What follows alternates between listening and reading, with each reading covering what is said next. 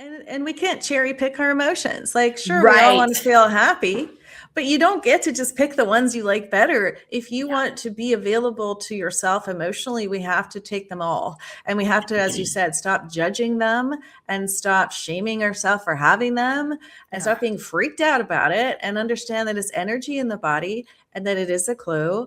And understand that for me, I was like, I want to feel the full spectrum of being a human. I want to feel all the feelings because I want to feel alive. And alive means I must be willing to open up to all of it and learn how to be with it.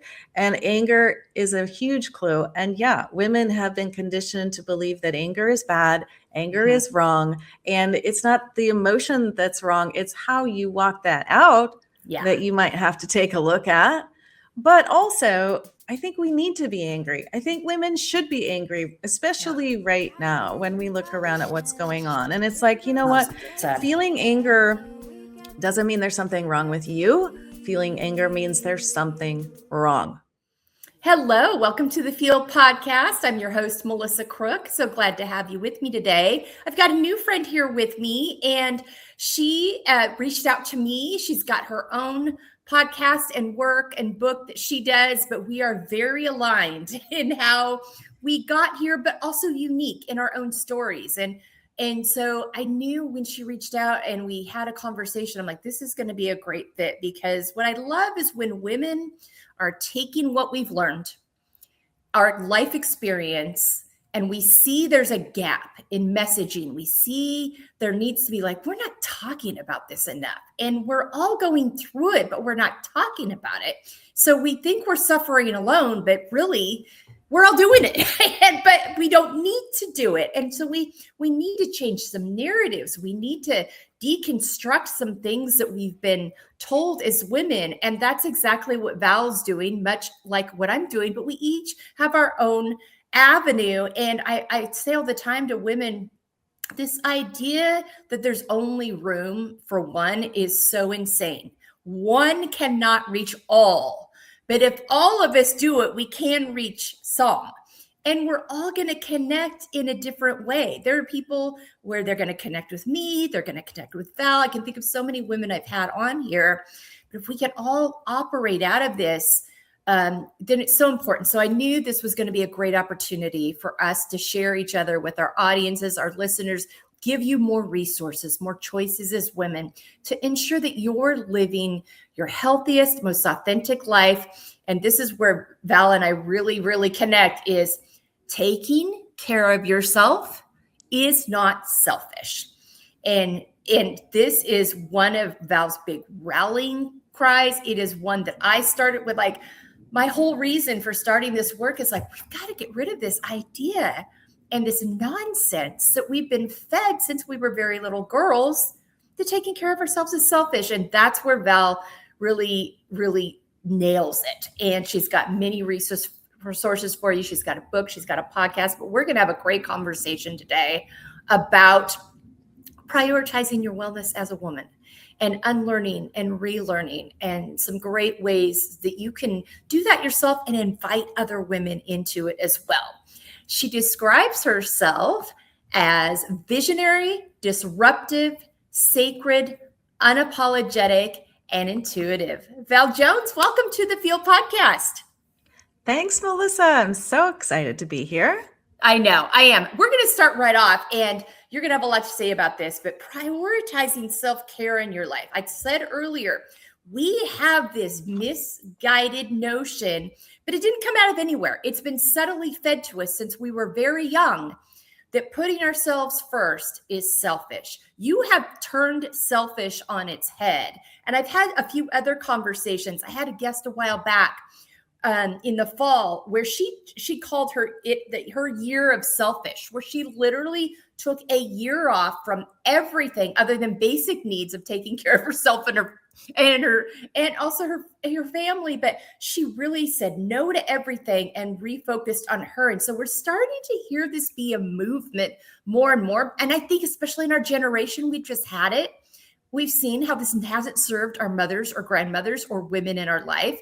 And many of us have daughters and nieces and coworkers, and we're like, we've got to flip this. No one's winning. So talk to me about your journey and discovery, how this was true for you.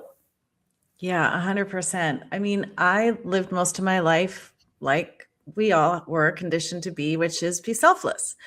Give to everybody else. Make sure everybody else is happy. Put yourself on the back burner. How many women have said that in our generation? And that is what I believed was what a good woman did. If I'm doing that, I'm checking all the boxes. Life will turn out well for me. Look at me. I'm so selfless. I'm putting my kids before myself, my husband before myself, everybody else before me. And it did not work that well for me. In fact, by the end of 2019, I was at the end of my second marriage. I was miserable. I didn't know who I was. I was self-abandoning in every way. And even though I had a lot of tools, I'd been a coach for 10 years at that point, done a lot of therapy, and I had a lot of tools. There was something missing. And I knew that I had people-pleasing tendencies. I knew I had the good girl syndrome and all of that.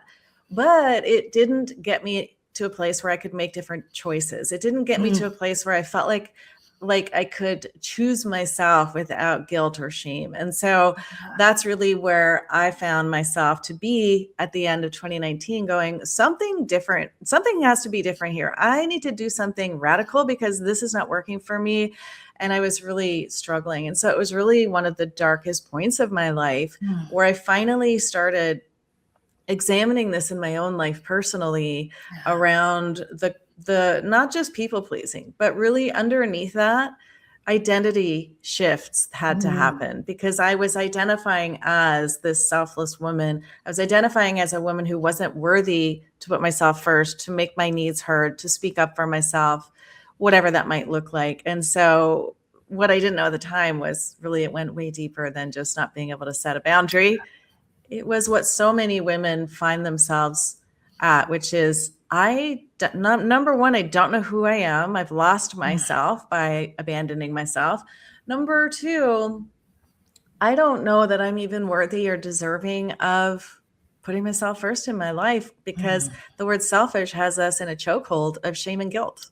Yeah, it does. And my journey started in 2019 as well. And it was also this like terrifying, I don't have a choice really now. If I want to, I really have to make some shifts here. I think it's so important too, the delivery of who we hear these messages from. I started hearing from my own mother when I was very young, that if I made a choice that wasn't in up compliance with what she or my dad were looking for, then I was being selfish. That's so right. I think, and so it wasn't just coming from, and these are all very misogynistic patriarchal systems that have been in play for thousands of years. But when we have women feeding it to other women, because they're so, you don't really understand until you decide to do it, how fixed this is in our systems. I had a conversation with a friend who wrote a blog on Substack, and she'd commented on some things I had put up, and we were going back and forth. And she's like, "Isn't it amazing?" And she's about in our age range. She's like, "Isn't it amazing for as many years as you and I have been practicing these shifts, that we still catch ourselves, that we still have to be very strategic about sticking to our resources, not only sharing them with the other women that we've created them for, but really applying them to ourselves. It's so that we can continue down this track, because when you've done it one way for so many years, and I think we can be so hard on ourselves, like, I can't believe I'm still doing that. Well, for the first 50 years of your life, this is all you knew. This is what you lived by. So it might take you another 50 to unlearn it. That's very logical. We hope that it doesn't, but also so when did it hit you? Like, wait a minute, I've got, and who did you receive the messaging from in your life, and what practices have you put in place to help you move out of this? Well, I totally agree with the messaging that we get from other women in our lives, and certainly subconsciously on their part for the most part. But, women are foot soldiers of the patriarchy. Women are the ones who are saying, Be nice, be polite, don't offend anybody, go hug your creepy uncle, even though you don't want to. Like constantly getting the messages to override our intuition, override and ignore our body signals, right? And comply and be part of the system. I actually wrote an article on Substack recently, and I called it The Patriarchy is the Ultimate Pyramid Scheme. Because the men at the top don't have to enforce this anymore. The women are doing the job by unknowingly reinforcing it to their daughters, to their people that they manage at work. Like it's everywhere. Culture, media. And so, women are waking up though and going, hey, I've been doing that. I've been also participating in that. And so 100%. I have to unlearn that in myself first in order for me to make any kind of change in the world. And that's the difference. We can complain about it all day long, but we have to also look at how am I participating in this? How have I internalized this misogyny to my own self? And then start unlearning that first. And that's where I started in 2020. By starting with myself. Yeah, that's it. You hit it right on the nose because and this is when I'm working with women, I'm like, we're going to start with you. We're going to start unpacking these layers. We're going to establish that you understand your own value. Because in order for you to actively participate and be willing to take these steps, you have to know that you're valuable and worthy to put these into place, and then to even have an inkling that somebody else is too. Like we treat other people, we think we wear this putting ourselves on the back burner like this badge of honor. Oh yeah. And it's teaching the younger generations, whether I have 3 daughters. I've had, they have watched me make this transition, but there was also damage done in how I raised them because I hadn't done the work yet. I've had to go, and they've seen me do it. It's been an active process, and they've learned a lot from watching the missteps, but also appreciate the fact that, because I think we get to this, this is just the way I am. No, that's where the powers that be want you to stay stuck in. Exactly. They want you to feel that way. They want you to feel like you can't, this is just how it is. No, we get choices. We get to choose, but that accountability piece, because it's very sobering when you stop and do your own work and you realize, oh, wow, okay. And I mean, and it's interesting when I run into people that I haven't seen in a while, and like 10 to 15 years, like they've been in my life. We've lived all over the country, and they think they know me, and then something will come up and they'll be like, oh, wow, well, that's a shift for you.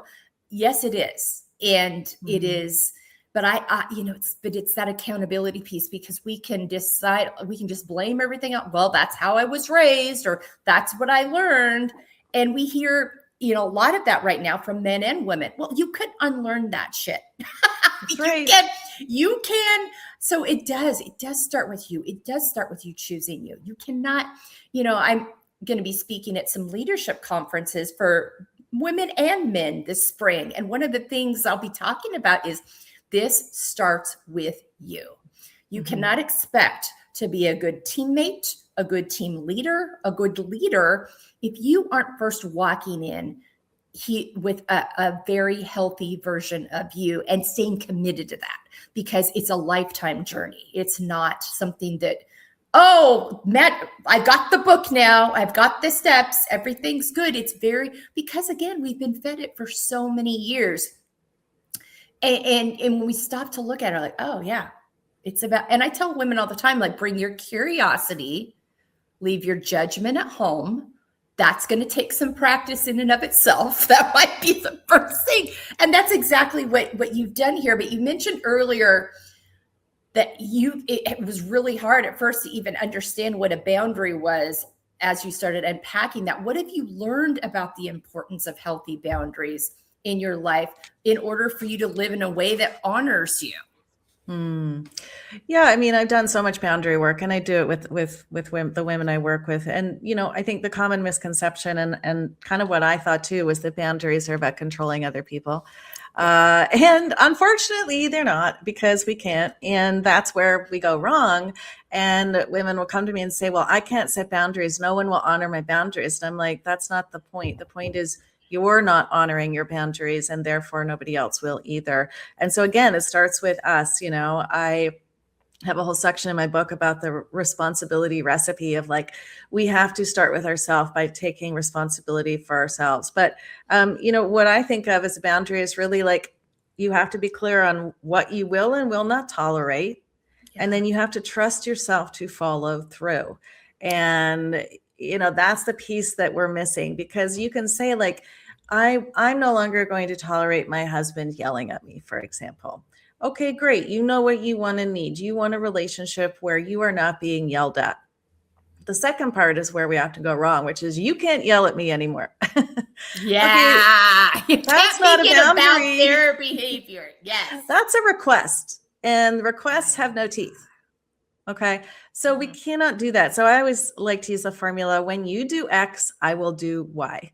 Mm-hmm. When you yell, I will leave the room. When you yell, I will end the conversation. When you yell, I will take care of myself and do what I need to do. And then you have to do it. You have to have the guts to follow through and mean what you say. Because if you feel like you don't have boundaries and everybody's walking all over you, it's because you've taught them to treat you that way. Exactly. Because you haven't been showing up in your life and saying, here's the line, and I'm going to enforce that line. So of course you're frustrated, but it is always about us. And where are you abandoning what you need and want in order to not rock the boat, in order to not disappoint somebody, in order to keep the peace? That's the part we have to look at. Exactly. Yes, I tell people all the time, we teach people how to treat us. Yes. By what we will and won't allow. If they see us continuing to abandon ourselves, they're going to participate in that. We are not demanding any different. I tell people all the time, it's one thing to have the boundary mindset and expectations that you want to live out mindset in your mind. You have to communicate them.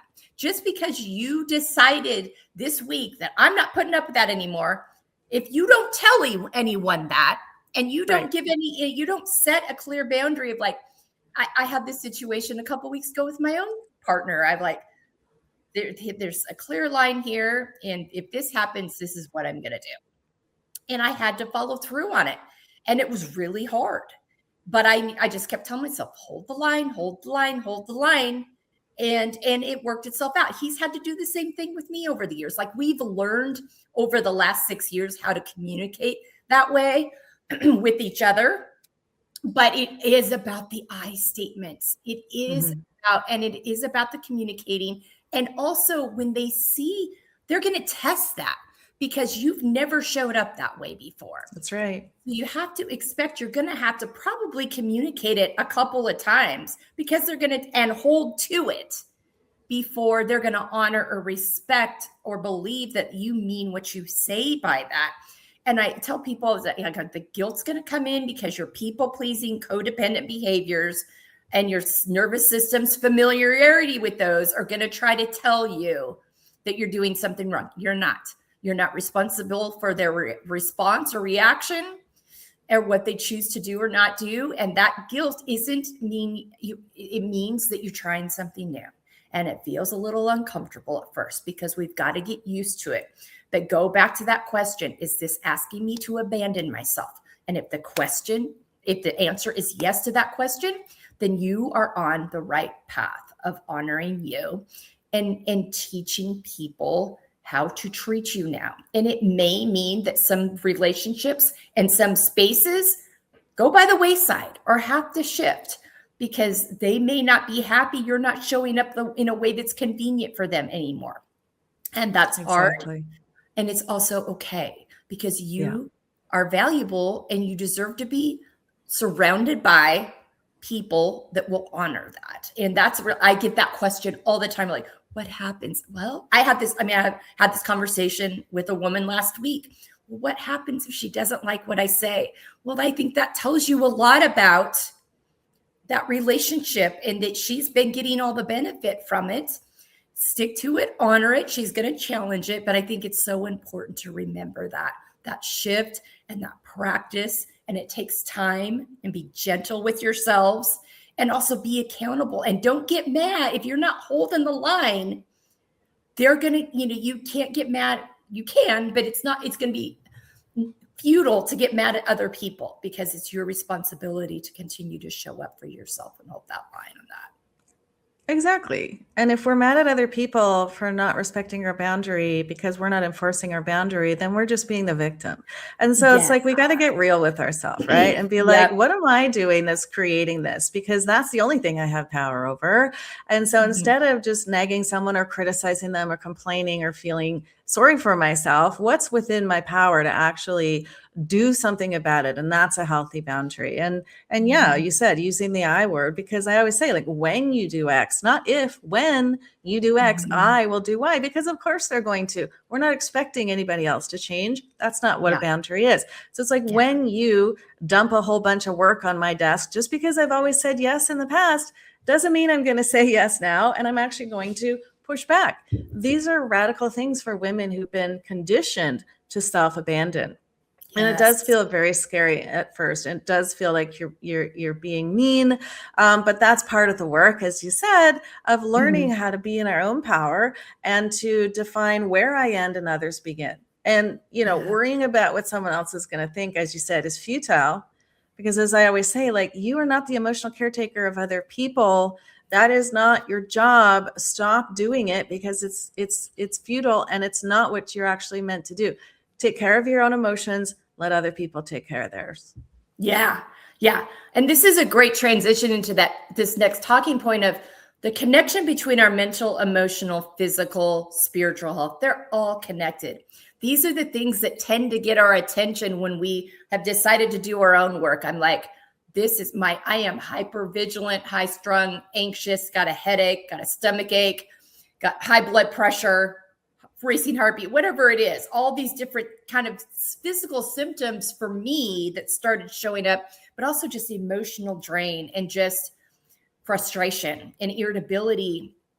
And when I was stopped to realize, like, wait a minute, all this stuff that I've stored and stuffed and ignored and pushed aside is not meant to be held there. And it's starting to scream at me, excuse me, that it doesn't have any space anymore. And I'm getting alarm bells are happening and clues. I mean, I think the emotions as clues rather than being the problem.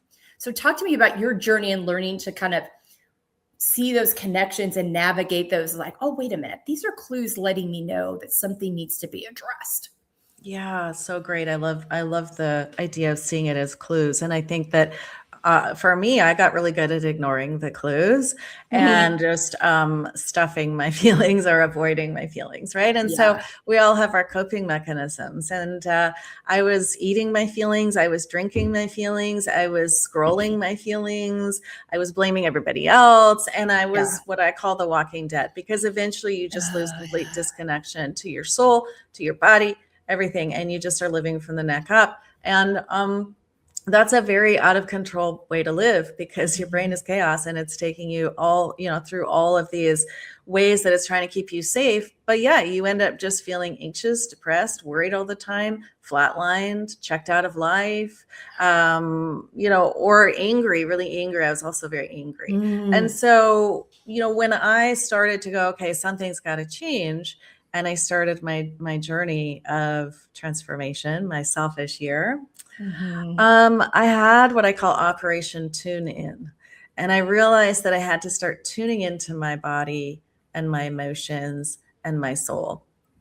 And so I started to do very specific things in order to do that. But yeah, a lot of those were clues. Like anger became a very huge clue for me that really, when I started to be with it, gave me a lot of information about ways I was living in my life that were not aligned with my truth. And I was really angry about that. And that helped me a lot to get clarity. Yeah. Anger can be a great motivator, I think, when you start connecting the dots. And then also finding ways of like, okay, how do I work through this? How do I work this out of my body so I'm not carrying it anymore? But also, oh, I've learned this. This is information that I can use to help me. And there's a very wrong interpretation of what women are supposed to do with their anger, or and it had a very negative connotation to it. And there's a lot of unlearning that goes around that. And I'm very, like, I tell people all the time, like, there is no good or bad emotions. There's right. more difficult. There's no negative or positive. There's more difficult ones.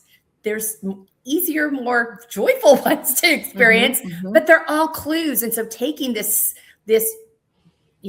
moralistic kind of description off of them and just allowing them to be and use them as the information they are is so important.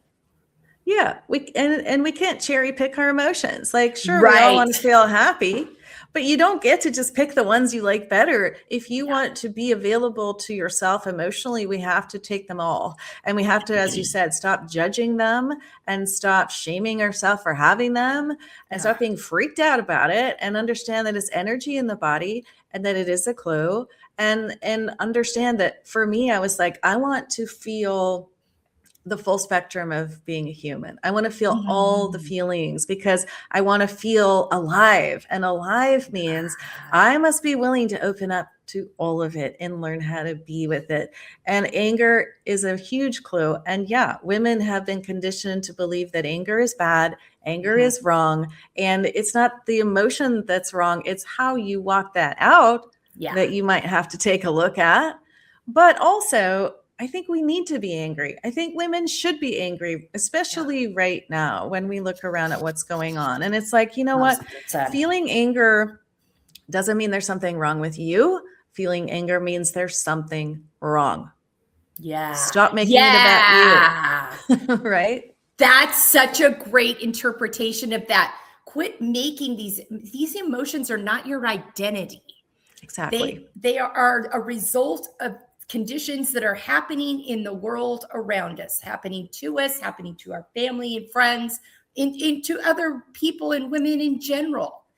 And this is what it is bringing up in us. But but not carrying them as an identity or identifying with that one, and then that's the thing that you decide that. And it's like, no, it's more nuanced than that. Yes. And exactly. It's not our identity. It's something we're feeling. And, I talk a lot about emotional abuse because I was in an emotionally abusive marriage and I didn't understand why I was so angry when I was in this marriage because I didn't know at the time. And so many women don't, that you're in an emotionally abusive marriage until you get out. So I didn't really understand that, but I just was like, why am I so angry? What's going on? But now that I'm out of it, I talk to women about that because a lot of women are in relationships going, why I feel so bad. Why am I so angry? What's wrong with me?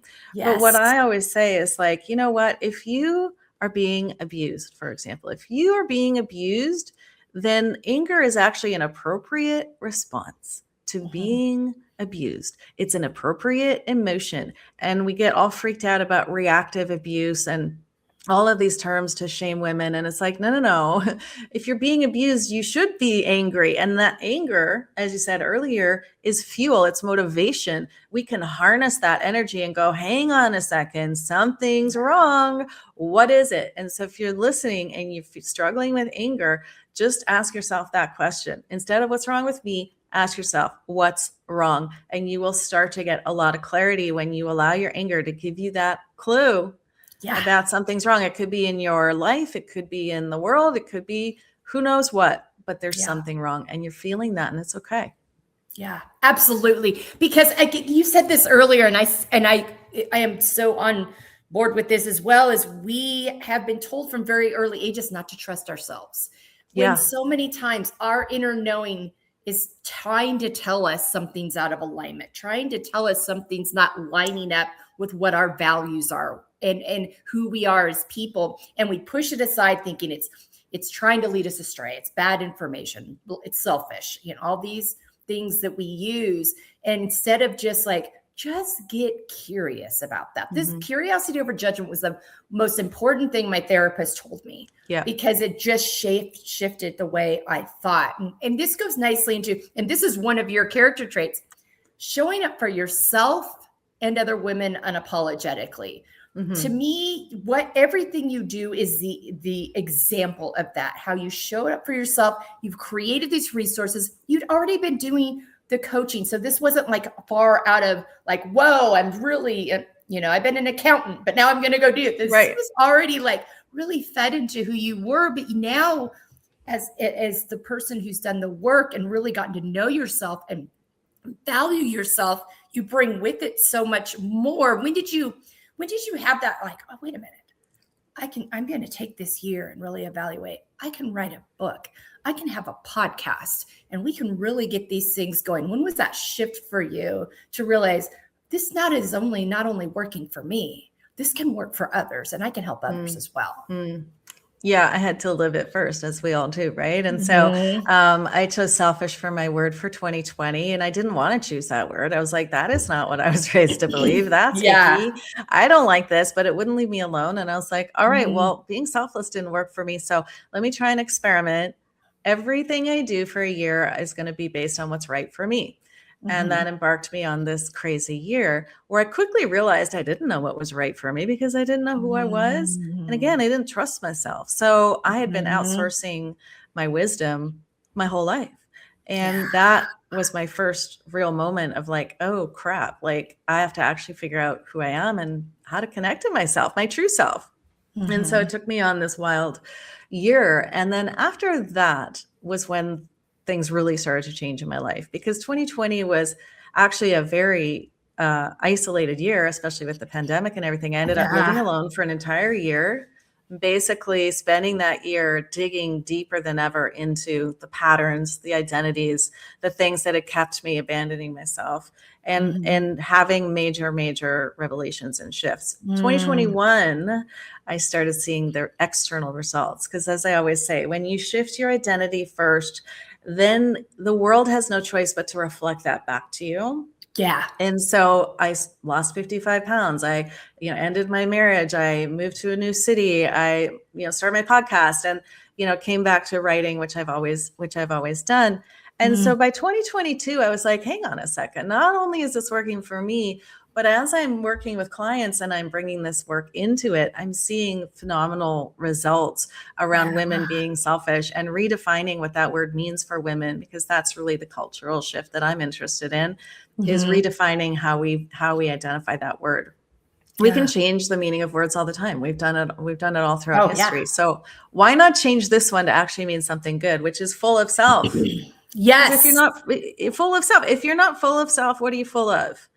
Anxiety, fear, worry, doubt, other people's opinions, right? And so the more we are full of connection to self, the more then when we give, it's from overflow and joy and abundance, because we've created such a delicious connection and relationship with ourselves. And so that's when I started the podcast and I started writing the book, was basically in 2022.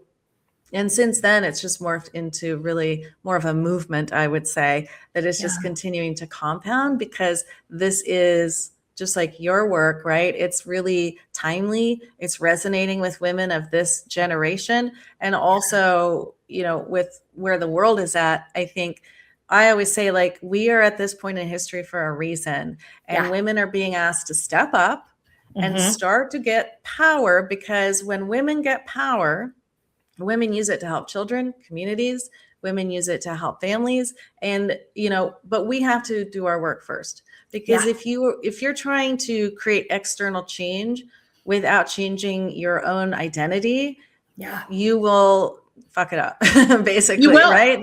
You'll fuck it up and you'll either collapse or you'll just make a mess. So we have to start with ourselves first. And then once you start to align with your identity of who you really are and you learn all of this stuff, oh my gosh, everything starts to change in your life and in generations and in the world. So it's beyond ourselves, but it has to start with us.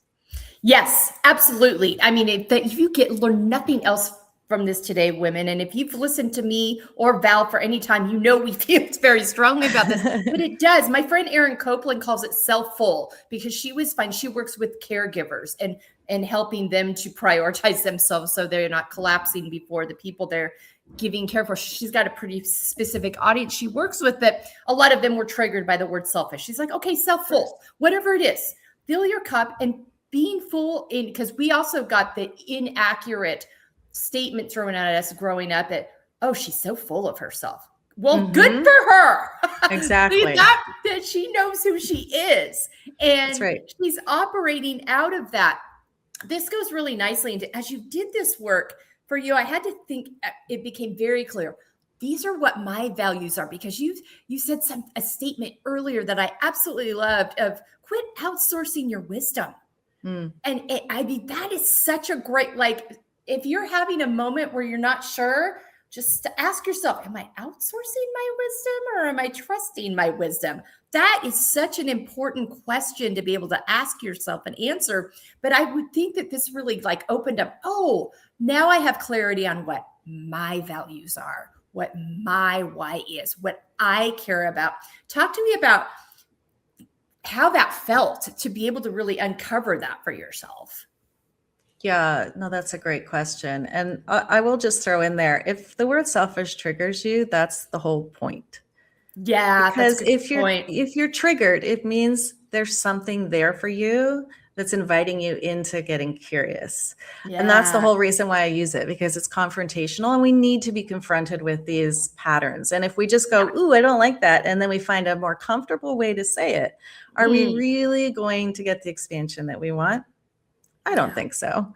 So, you know, there's a reason, and it confronted me with everything that I'd been running from my entire life, including knowing myself well enough to know what my values are. So when we look at values, it's like, okay, what is it that is wired into me that actually matters? And if you can't answer that, then that's a great place to start.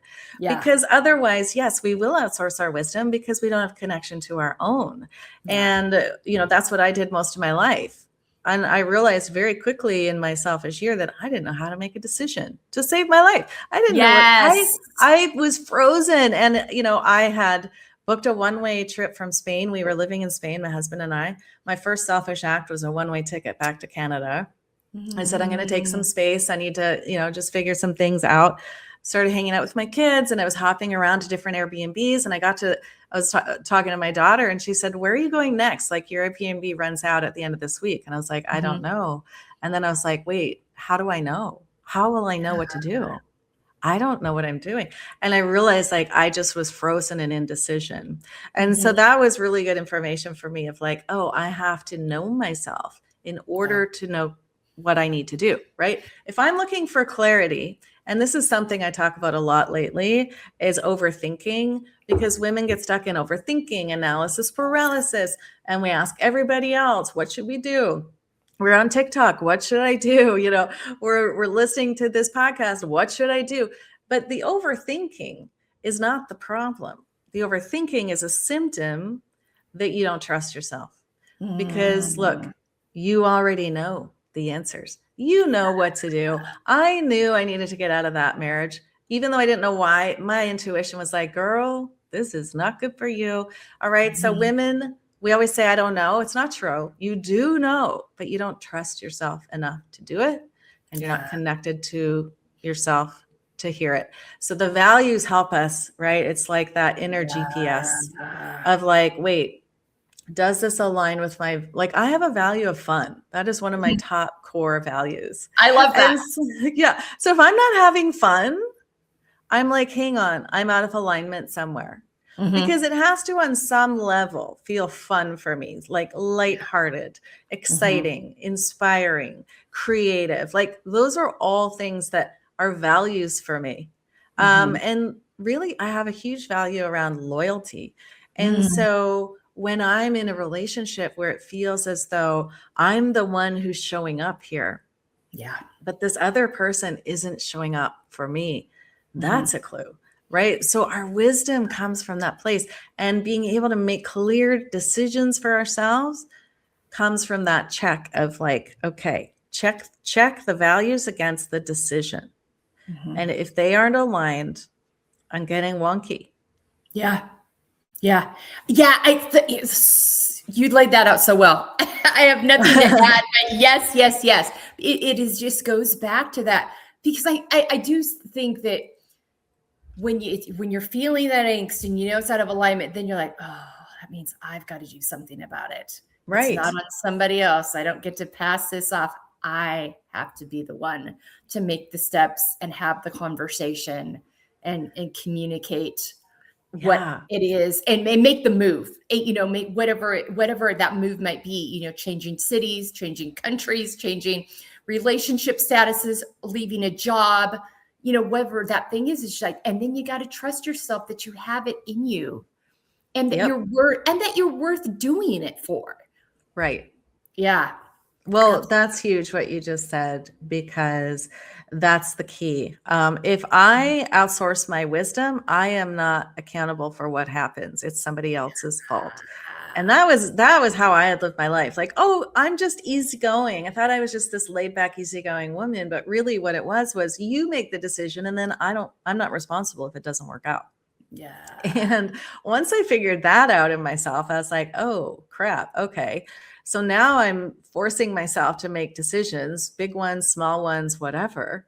And I'm responsible for whether that works out or not. And if it doesn't, what does that mean about me? Well, that's a whole rabbit hole we have to go down too. Yes. Right. And it's just like Yes. it opens up more and more and more layers of ourself that we get to explore and uncover and start to love and accept and work with and be with. And it starts from those very simple, often questions of like, what's right for me? What if I did the selfish thing here? What if I showed up and actually said what I think? What if I actually set a boundary? What if I said no? And that will start to open up all of these things within yourself that perhaps have been hiding for a really long time. Yeah, absolutely. Absolutely. And I think as you've made these shifts, there became a point where I would think you had to like, okay, I have some different expectations for my life now. And I'm going to need to communicate those expectations. How was that piece of it? That's another thing I get asked a lot is like, what was that like to start showing up differently? And I think anytime you start showing up differently, it's really scary. Are people going to understand me? And people who've known me for a long time, it's like, well, what are you doing? Why are you doing this? And I was doing a lot of externally radical things in that year. Yeah. And so people were like, what's going on with you? But again, it taught me to come back to trusting myself. Yeah. And if someone's really curious, they will ask me. And you know what? A lot of people didn't ask me anything. They were just watching, potentially being a little judgy. I don't know, but not asking me a question. And so I really learned to allow people to have their opinion, allow them to have their whatever they're thinking about me. But if you really want to know and understand, you will ask me. And I don't have to go out there and try to convince you and explain myself to you and hopefully you'll accept me. It's like, no, I'm living my life. I'm making different choices. And curiosity is something that is available to everybody. But really, if you don't care, you won't ask. And turned out a lot of people at the end of the day didn't really care, which I think is true. It's like most people are just concerned with themselves and they might watch and go, well, that's weird. I wonder why she's doing that, but they don't care enough to ask. And that's okay. Yeah, absolutely. That's such a good point. That was a huge hurdle that I had to kind of accept and realize was it is not my job to make everyone understand why I'm doing this. It was that very same thing. And I started realizing how much of some relationships I was carrying. I was doing all the communicating. I was doing all the explaining. And I got to that point in some of these relationships are family relationships where I love from afar now. I'm like, if they care enough to be curious to ask me, well, why did you make that decision? Why didn't you show up there? Why aren't you doing this anymore? Then they'll ask. If they won't, then they won't. And I won't waste my energy anymore trying to convince them otherwise. And I don't have to do that. That's huge. It's huge. I think of it like a bridge, like you're on one side of a bridge and this other person is on the other side of the bridge. Ideally, you would meet in the middle of the bridge, right? And both people are, putting effort in and being curious and all of that. But what happens is if you have the people pleaser, good girl, selfless conditioning, you will go all the way to the other side of the bridge and do all the work and try to pull them into the middle. Why don't you listen to me? Why don't you love me? Why don't you care? And like you said, you started just standing in the center, in the middle of the bridge and going, will you meet me there? And then you find out, will they or won't they? Some will, some won't. But that makes it super duper clear. how much that person is invested, how much they're willing to meet you in the middle. And of course, it's not always perfect. Sometimes we're doing Right. more work, sometimes they're doing more work, but you know when somebody is willing to meet you and say, yes, I'm invested in this relationship just like you are. Yeah, 100%, 100%. This goes nicely, and you've mentioned this already a little bit, but the power of embracing your layers. And when I'm working with women, I said this earlier, I actually start here. I start with the basic questions of identify yourself by your character traits, tell yourself who you are, identify those activities that nourish you, identify how you want to feel the next 6 months. This is going to give you an introduction to yourself. And you mentioned it earlier, and I've seen it time and time again. They don't know so many times. And so I'm like, we're not in a rush here, but this is where we're going to start to kind of and then we're going to get curious about what comes up. And we're going to look at our layers and the things we've been stuffing and the things that we have shame around and the things we've been told aren't okay to talk about.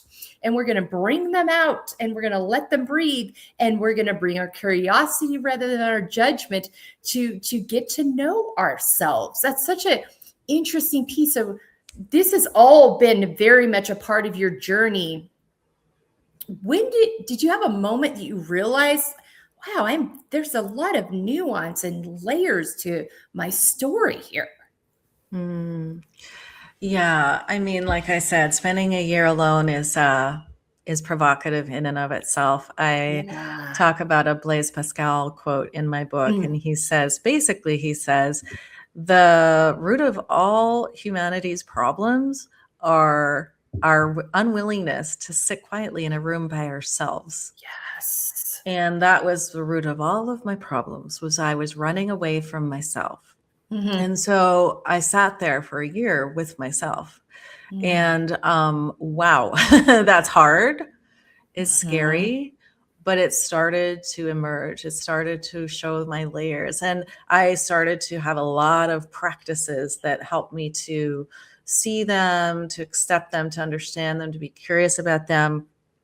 And yeah, when you can start to love all parts of you, because I'm sure you see this too, a lot of women I work with, they want to fix the parts they don't like about themselves so that life will go well for me and I'll be happy. And I'm like, yeah, it doesn't work that way. No. You have to see all the parts of yourself as worthy, even the parts you're ashamed of or you don't like, and love all parts of you. And when you can do that, there is no shame anymore. And you get to stand in the light of your truth and go, this is who I am, the good, the bad, the ugly. And I can start to live my life from that place of congruency with myself, of knowing that, like, like, for example, the people pleaser. Okay. She got to run my life, most of my life. And that was a lot of chaos. Okay. But that doesn't mean she's evil or bad. That just means she was, right? She was trying to protect me and she did a great job. She kept me safe for a lot of years.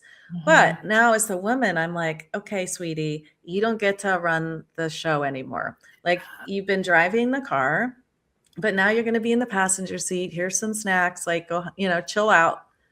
Me, the woman, the present, grounded adult self, my conscious self is going to be driving the car now.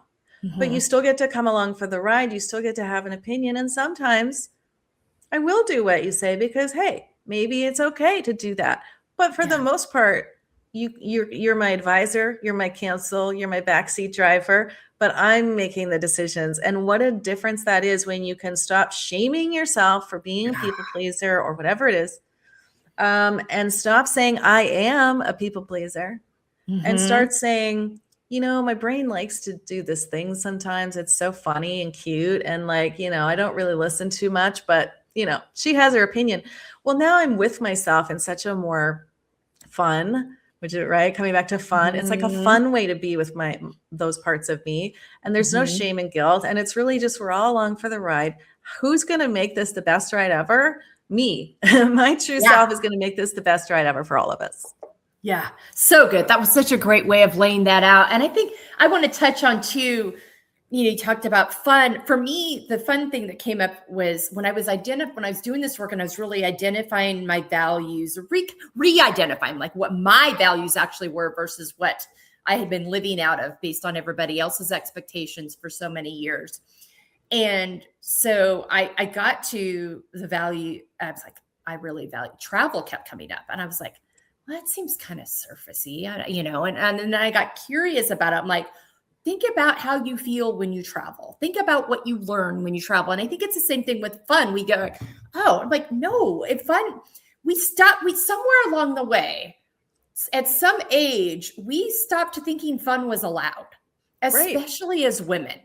Right. Like, I think if as a little kid, I would always try to look for the fun mom.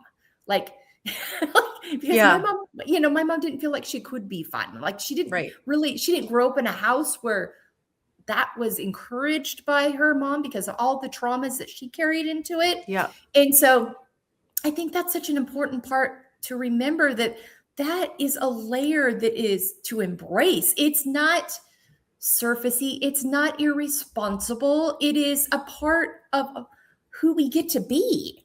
And the joy and the contentment and the freedom when we learn how to make room for that, and that it's good. Well, exactly. Like we shut down these parts of ourselves because we're told they're not acceptable, or we become parents, and then all of a sudden it is all about responsibility and things that are really real in our lives that we have to take care of. And there isn't a lot of room for these parts of us, the travel, the fun, all these creativity. And so then at some point we realize that, and then we have the opportunity to bring them online and give them a voice again. Yeah. But I also think it's interesting to think about, who told you weren't allowed to have fun in your life? Because so many women, in our generation are like, I don't remember the fun me. Like I've lost the fun side of myself. And I'm like, okay, like let's find her and bring her back. Because also like, where can you be irresponsible in your life? Because we're so freaked out about having to be responsible and kind and compassionate. And, when I talk to women about being selfish, one of the first things they say to me is, yeah, but what about giving to others? And I'm like, okay, yes, yes, we're going to get there. But I guarantee you, most men are not going to ask that question. Most men are not going to say, I need to prioritize myself. Excellent. They're not going, well, what will people think? I need to be seen as a giver. Because women are wired to be nurturers. So like, that's a beautiful part of us, but it's gotten out of whack. And we've realized we've taken it to mean that like, that is the be all and end all. If I'm not out there giving to people, then what is my identity? What is my worth? And the kids grow up and they don't need me anymore. And now what? And we have this identity crisis, which is the name of my Substack blog, is Identity Crisis. Yeah. And it's like, but what if you were irresponsible in a way that has no consequences? How about that? Yeah. No one's getting hurt and did something bad, like, and like, what would that actually be? And women will say to me like, oh, I don't know, like maybe I'd go out without makeup on. And I'm like, oh, radical. Way to blow that open. Whoa, careful now. Getting wildly crazy there. But it's like taking these things and going, why am I living this way? And why am I believing that this is who I have to be? Because there's so much more to you than just being responsible and taking everything so seriously. Yeah. I mean, I think it just, so well said. And going back to that part of, if you know who you are, grounded in who you are, then those things stop being your identity.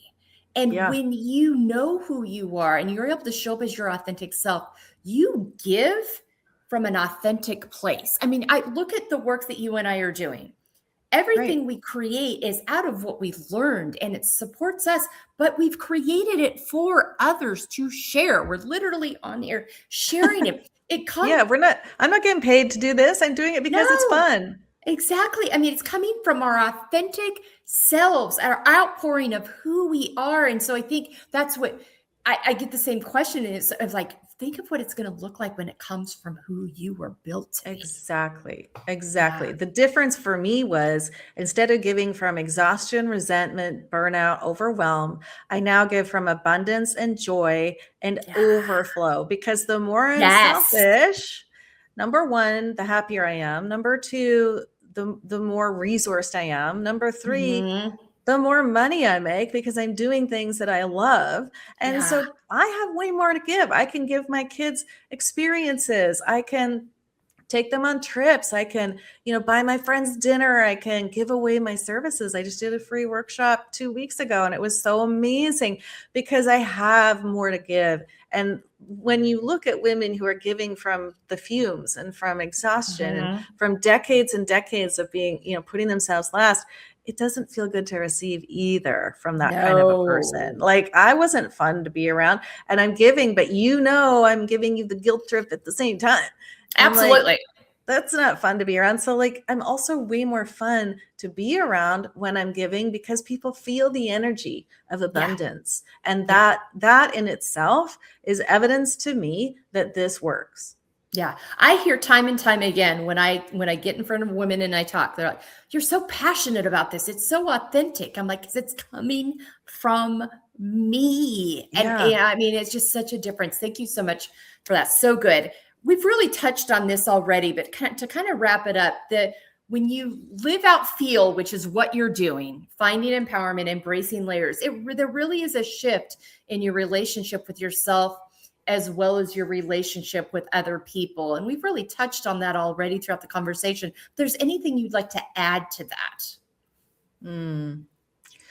I keep coming back to self-trust because I do believe that this becomes the crux of everything. And so my relationships in my life, whether it's with my children or my friends, my family, have been transformed because I'm able to trust myself to know how to show up, to know what needs to be said, to know what my intuition is saying about a situation, right? And so, oh my gosh, like, the relationships are so much richer and deeper because I trust myself. I'll give you a teeny tiny example. I was meeting a friend for coffee. She was about to go on a big trip, and I had some time to kill. So I found this little secondhand bookstore, wandered in, and there on the table was a Mary Oliver book of poetry. And on the front, it was the Bluebird. And I immediately felt, buy that for my friend. And then my brain goes, well, you don't have time. Well, why would she want that? Well, blah, blah, blah. And I'm like walking around the bookstore, and I was like, trust myself. So I bought it and I brought it to coffee, and she just starts freaking out. She's like, why did you buy this? And I said, well, I saw it and I thought you wanted it. And she said, well, that was the name my mother used to call me, was the Bluebird. And she started crying, and she's like, I can't believe that you bought that. And it's become so meaningful to her, like a message from her mother. And that was just one small moment of how I trusted myself. And I was able to do something in a relationship that created so much intimacy with her and I. And so, it's like, start with learning how to trust yourself, and then that will show up in your relationships and whatever you decide to do in life. And you will be guided by your intuition. You'll be guided by your inner wisdom, by your values, by your layers, everything you're talking about. And it becomes like this beautiful way to show up. And it's magnetic. It is magnetic, just like you said about you, right? Because you've lived this, and because you are speaking from this innate, authentic experience, you are like so excited to share it because you see the power of this. And, if we discovered the cure for cancer, would we be like holding it to ourselves, or would you be shouting it from the rooftops? So do that in your own life. Like, start to learn about yourself in a way that makes you just fall in love with yourself. And you will start to shout that from the rooftops in your life, whether you are actually saying anything or people just feel your presence. And that's the difference. That's the difference. Yes, that is the difference. There is a different feeling when you walk in a room, the way you carry yourself. It's just, there's so much freedom. It's so much lighter. Yeah. Thank you so much for that. It was so good. All right. As we wind down here, tell me 5 activities that nourish you. I love this question. Love, because I'm all about this. Now I'm like obsessed with myself and I'm obsessed with my life, and I'm obsessed with creating a future that I love. And so nourishing myself is just like a non-negotiable now. And so, some of the things, I walk every day. And I walk in nature every day. So I don't care where you live. You can find a tree, you can find a park, get out under the sky. You're immediately in nature, even if you're in the middle of the city. Yeah. I live downtown Vancouver, so I'm in the city, but I also have like the sea, the ocean, the Oh, but and when the park, sun's out this time of year, the mountains. Oh, mountains, and the God. cherry trees. And like I walk outside and I'm immediately feeling nourished by Mother Nature. So, I mean, nature and walking has honestly changed my life in my selfish year, which is what my book is about that year. I Mm, started walking every day and that healed me so much. So it's just a mm, non-negotiable for me. Writing has become something that really nourishes me, but it's really when I can write without filtering, without editing and censoring myself. So whether that's in my journal or on Substack or on Instagram or writing books, that's been something huge. And then I have a morning ritual that has become like a touchstone for me. And mm, when I start my day with this ritual, what happens is phenomenal because I feel the way I want to feel. Like I'm setting up my day based on, my energy, my yeah. focus, my emotions, my thoughts, and all of the things I do just align me to be in my day in a beautiful, nourishing way. And I'm nourishing my, mind, body, and soul. And when you can nourish all three of those during your day, it doesn't have to be a big deal. It can be as simple as, lighting a candle and putting a hand on your heart and saying like, this is the one thing I do every day. I say, I am open to receiving more support than ever before. That's really good. That one thing has changed my life. And I have women who've like written it on their wall, like, they want to tattoo it on their body because it's like this intentional understanding that we are not alone in the world, that we are fully supported, and that we are open to receiving. And let's face it, women aren't very good at receiving for the most part. We've been taught to be givers, but if you aren't comfortable with receiving, why do you think you're going to get something? Yes. Yes. We have this expectation that collides Yeah, because we're mad when we don't get something, but we don't set up ourselves to get anything because we won't ask right. for help or we won't We have this communicate the split expectation. energy. We have this split energy, this cognitive dissonance saying, let's say, I want to make more money this year. But then on the other hand, it's like, oh, but what will people think? And I don't know if that's Oh, okay yeah. for me to want. And like, how will it ever happen? And immediately you've just talked yourself out of it because it's so Oh, yeah. uncomfortable to receive. Yeah. Yes. So we So got to true. deal with that. But yeah, so those are some of the things I do to nourish myself. Oh, I love that so much. All right. 5 words on how you want to feel the next 6 months. Yeah, this was fun. I love this. Well, alive, because that's my word for 2026 is alive. So I am like right now, gangbusters in my life. What is going to help me to feel alive? I walked to the gym at 6:30 this morning. I would never do that before, but I was like, this feels alive for me today. I'm going to go do this cool class and I'm going to come home and I'm going to start my, so like alive, whatever feels alive. Number 2, decisive. This is something that, like, yes, I'm fairly decisive in my life, but my new thing is decisive is almost like a declaration now. It's like, I am wealthy. I am abundant. I am a world-class speaker. Like, what is it? Be decisive and make that a declaration. Yeah. Number 3 is unapologetic. We've talked about that Mhm. before, but I'm going even bigger, even more. I'm going to make people mad. I'm going to, like offend people. I am going to be out there and be unapologetic about this because, yeah, I'm passionate about it. Yeah. Number 4 is wealthy, just continuing to own that I'm a wealthy woman and allowing myself to always continually be working on my beliefs and my identity around what I deserve and why that matters, and giving myself permission to want to be wealthy. And then the last one is expansive. So, I really want to feel expansive this year and expanding into more. And the last couple of years have been a lot of like just building foundations for myself. And so this year I'm like, all right, we're ready to build even bigger, next level. That's where I'm going. Oh, I love that. So good. I'm getting energy off of you just hearing you talk about it. I think that's so important. And those words that we identify with, my word for this year is trust. And it's really trusting myself, trusting processes, trusting that I'm on the right track. I mean, it's those really help you. So when I ask people this, I'm like, start with one word. And then where does that take you? Where does that Right. lead you to? There's so much Right. opportunity once you open yourself up to it. Yeah, so good. So true. Where can people find you, follow you, get access to your resources? Go to my website, valeriejones.ca, and you can get my book there. You can buy my book, The Selfish Year, everywhere you buy books. It came out in 2025, and it's partly my story of my selfish year, and it's also strategies for you to be able to do this no matter what's going on in your life, daily practices. And you can find that on my website, The Selfish Woman Podcast, wherever you listen to podcasts. And honestly, that's where you'll find me hanging out most of the time, is on those three places. My website has my Substack blog. So yeah, just go and check it out.